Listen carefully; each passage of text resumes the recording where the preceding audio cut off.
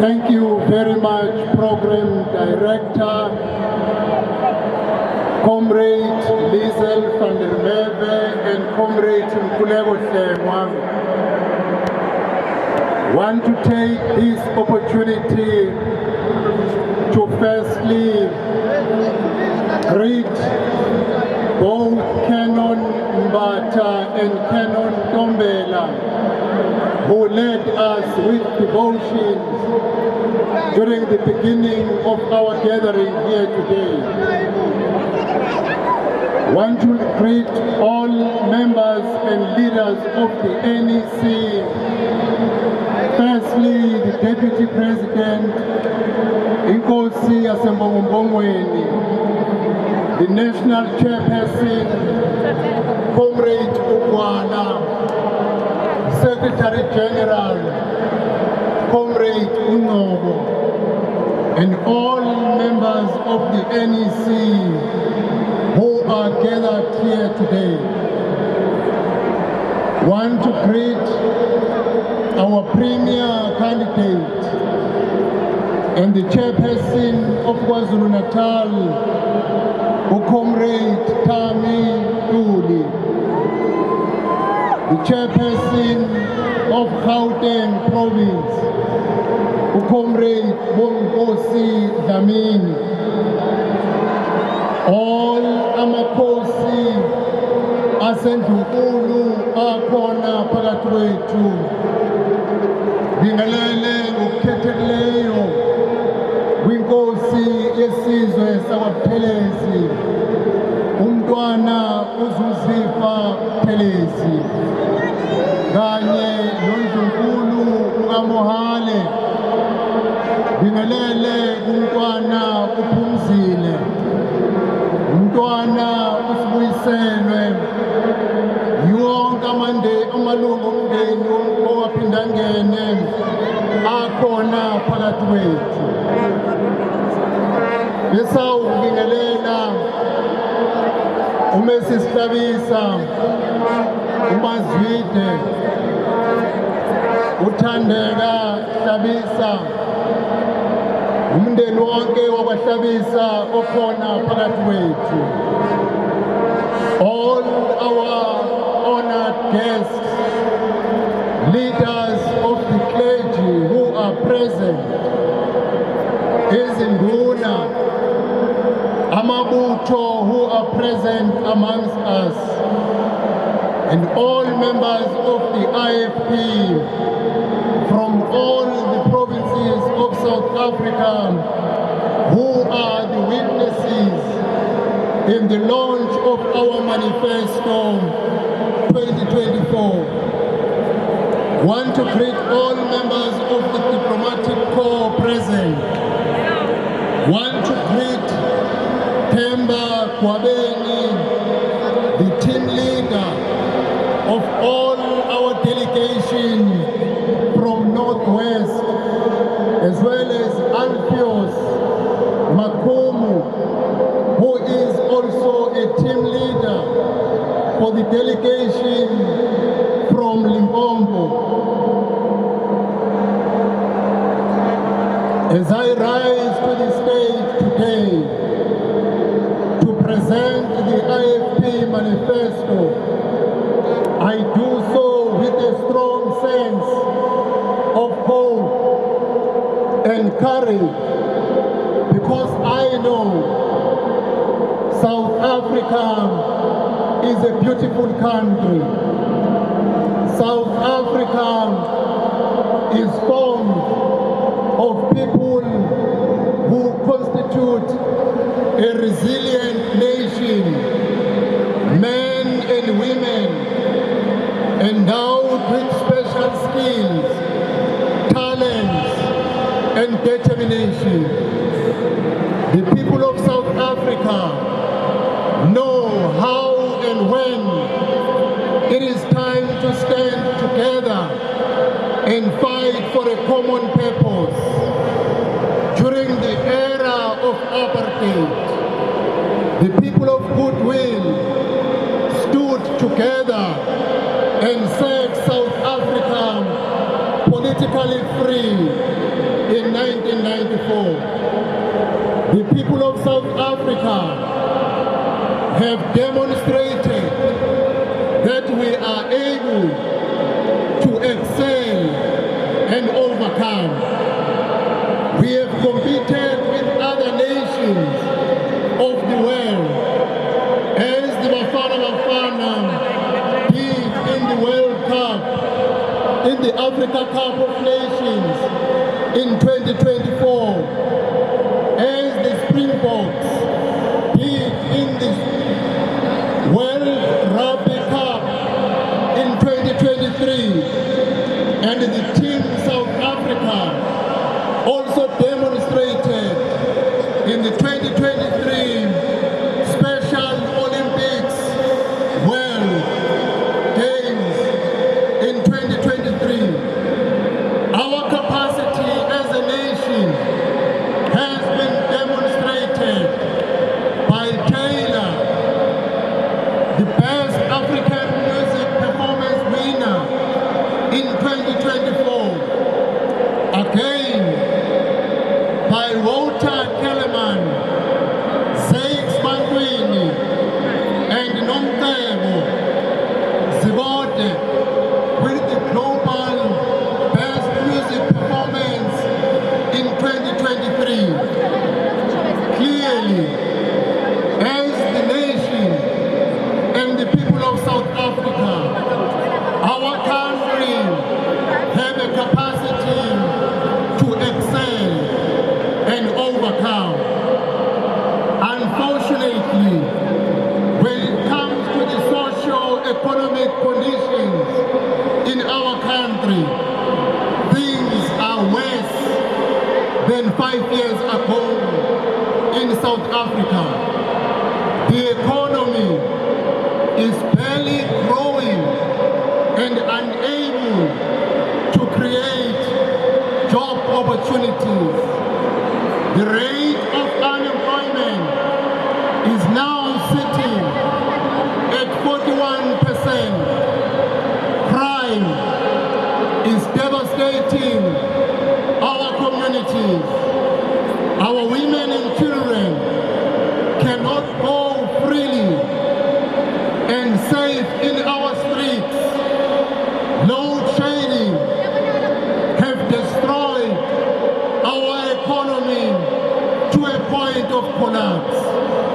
The cost of living keeps going up. Increasing fuel prices push up the cost of food and transport.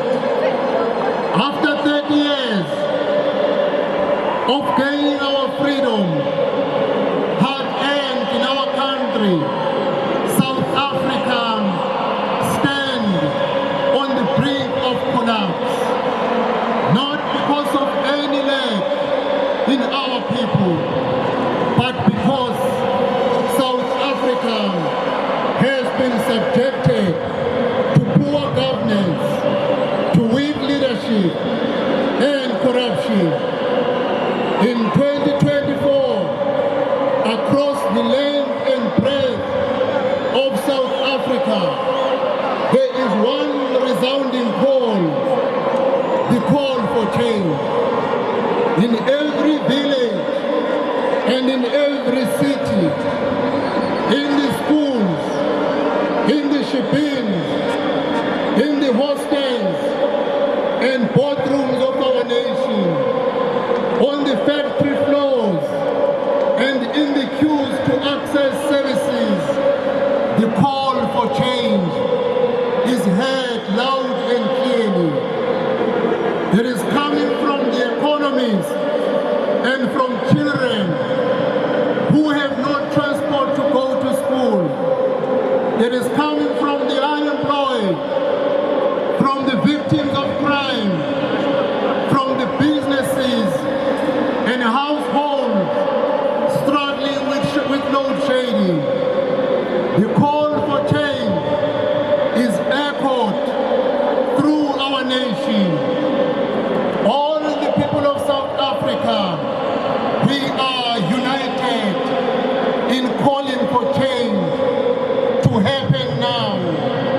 before it is too late.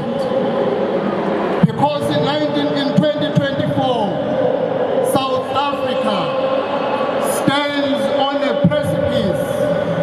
Behind us is the litany of empty promises and the government's failures that have brought us to this point of a brink towards failure. Below us is the chasm of economic collapse. As we stand here today, I, however, have a courage because we can still see a better way. We can envisage the South African that was within our grasp in 1994 when we crossed the threshold into democracy. Today, we must make a way to arrive at the South Africa we envisaged in 1994. Today, we must bridge the chasm and avoid the utter destruction of our country. In the past few weeks, politicians have stood in this very podium and tried to convince you that it is not as bad as you see, and the chasm is not that deep. They have tried to convince you that the economic collapse will never happen, and if it does, it should be blamed on someone else. You have heard all this and you have not found hope. But today, the bridge builders, the IFP, have come here to you not to give empty promises and also not to create false hope. A different message will emanate from this place today, because the IFP speak to the truth. Today, we come as the game changers and the history makers who are ready to bring change in 2024. The IFP has come to launch an election manifesto that offers exactly what the people of South Africa need. Solutions to our problems.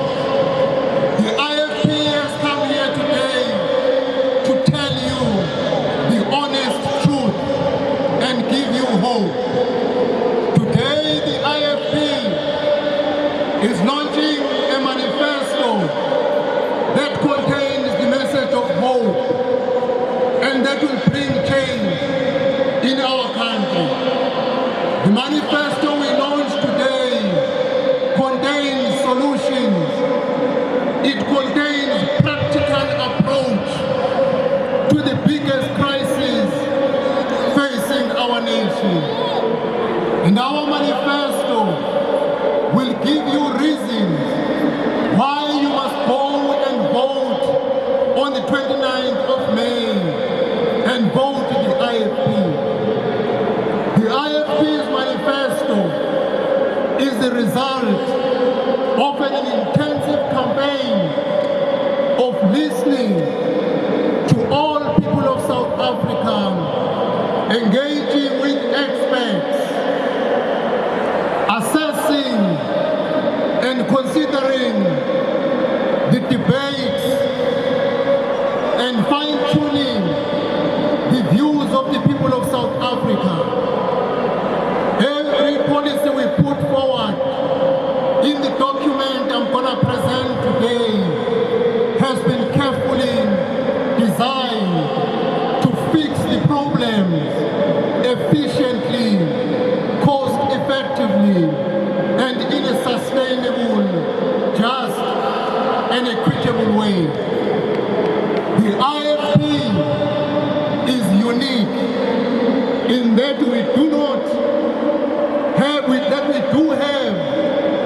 courage to take bold steps. We are not held at ransom by a need to please. We are not held at ransom by a need to please ideologies that have no place in a democratic South Africa. The only limitation on the solutions we design is our demand that they be just and can be justly applied. We put our principles at the core of everything we do. We may not be the oldest liberation movement, but we have long outlasted our peers in terms of consistency and principles. Through the process of listening and preparing this manifesto, the IFP recognized 13 fundamental challenges requiring focus on 13 specific items to deal with the challenges facing our country. We therefore designed a 13-point plan which will be a package of solutions and the program of action to turn things around. The 13-point plan will make every South African understand why on the 29th of May he or she must go and vote the IFP. The first point is about jobs. Trust us to get you working. Political freedom has not delivered social and economic justice for all. In fact, South Africa has the most pronounced level of inequality in the world. Our freedom, our dignity depend on our ability to work, but our economy has stagnated, causing devastating levels of unemployment, specifically amongst our youth. The IFP therefore champions inclusive, market-led economic policies that empower all South Africans and contribute to our country's overall economic growth and development.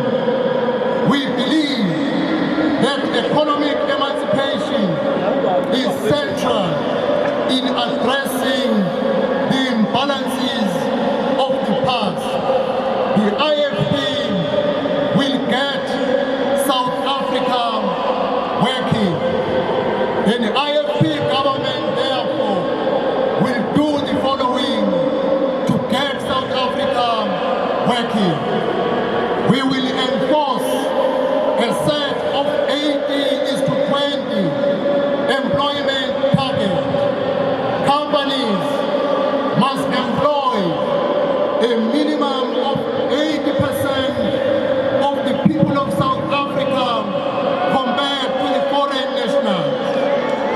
The IFP will reserve job opportunities in the entry-level and low-skill sectors for South Africans only, focusing on our youth.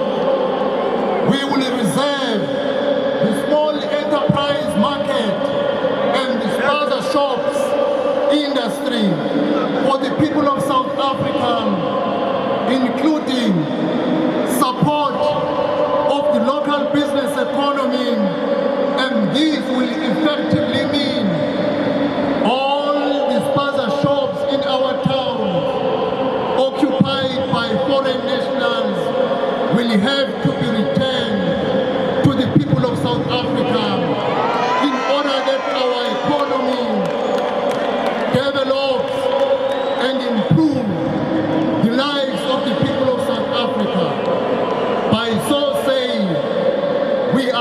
xenophobia. But South Africans must come first. Every job opportunity must be given to a person of South Africa before considering any foreign national. We will revamp local economic development and restructure the Small Enterprise Development Agency to reduce business failures and create meaningful jobs. We will support the expansion of the industrial cannabis and hemp industries, which will be a catalyst to the local economic growth and job creation. We will roll out an unemployment graduate grant of 3,000 rand to a fixed period to assist all the unemployed graduates in finding a meaningful employment. We will redirect some of the billions spent on sika to ensure that all graduates are given a 12 months internship at municipalities, provincial and national government. We will support the small-scale farming as a measure to revitalize the economy while recognizing traditional leaders as a key player in land management and the transformation of our rural economy. We will overhaul restrictive labor legislation that impedes job creation. We will promote fiscal restraint and limit public debt. We will further refuse the bailout for state-owned entities and instead resuscitate SOEs, fostering competition and innovation where possible, while forming public-private partnership for SOEs that cannot be resuscitated. We will open the energy market and diversify energy generation as the few examples of creating job opportunities in South Africa. The second point, crime, corruption, and gender-based violence. Trust us to keep you safe. Corruption, coupled with inefficiency and apathy, has eroded the capacity of government to deliver. Billions of rands have disappeared in the corrupt hands of our government. As a result, the most vulnerable amongst us have been deprived of opportunities for development and advancement. Levels of crime and violence are staggering, particularly amongst women and our children. The IFP therefore believes that the immediate and radical reform is required to strengthen the justice system, security, military, and intelligence services. The IFP will take bold measures to protect women, children, and the most vulnerable in our society by doing the following. We will work with communities to end crime by working closely with community policing forums and providing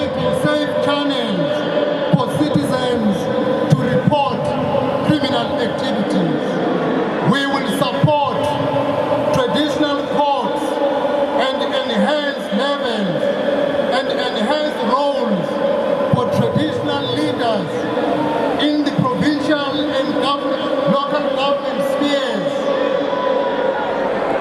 which will help to achieve greater peace and security in our community. We will open a national debate on the reinstatement of the death penalty to deter violent crimes. We will revisit legislation to ensure that bail is denied to perpetrators of violence against women and children, particularly on cases of murder. We will promote, as a new government, that anyone who is involved on a murder case does not get a bail until he or she is found not guilty.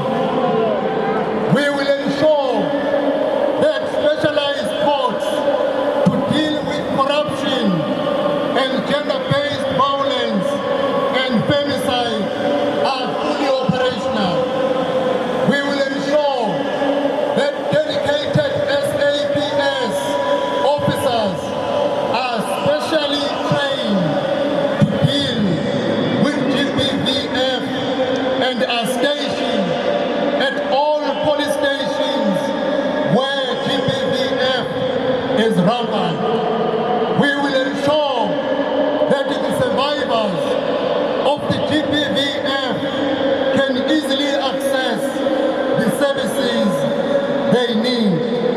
We will increase the SANDF resources and equipment, improve training, establish effective intelligence gathering, combat corruption and criminal activity, and improve the welfare of military veterans. We will ensure that the SANDF is skilled and prepared for traditional biological, cyber or electronic warfare. We will deploy the SANDF to communities where social ills, crime, gangsterism are rife. We will ensure a strong, capable, capacitated, and funded National Prosecuting Authority, and we will support restorative justice as an effective alternative to traditional punitive measures. Point number 3, illegal foreigners. Trust us to put South Africa first. The IFP believes that the failure of the state to manage migration has led to national crisis. The IFP position is that while fairness is necessary, illegal migrants are law breakers who pose a threat to safety and security of our country, while placing a heavy strain on South Africa's resources.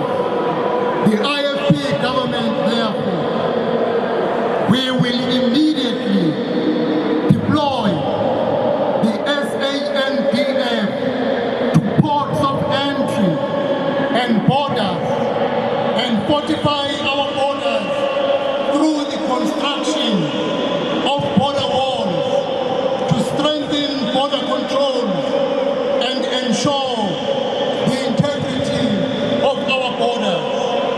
We will invest in state-of-the-art border control technology, including drone technology, while resourcing border management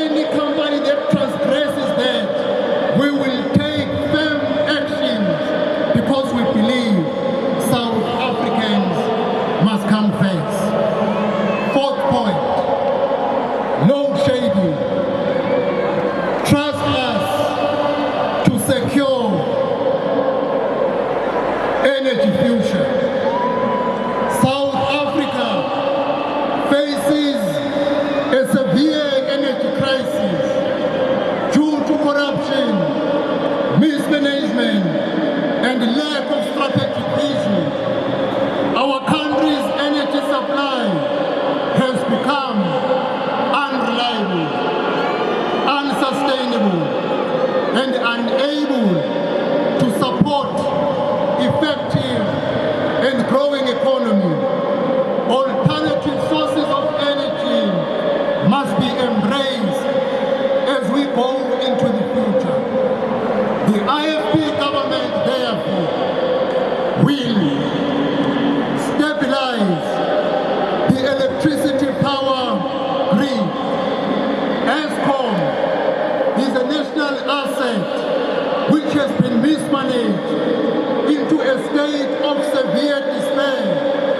ESCOM must be managed through a public-private partnership in order to ensure that ESCOM is able to sustain the economy of our country and create job opportunities for our youth. We will further subsidize the price of electricity for poor and historically disadvantaged communities. We will deregulate fuel.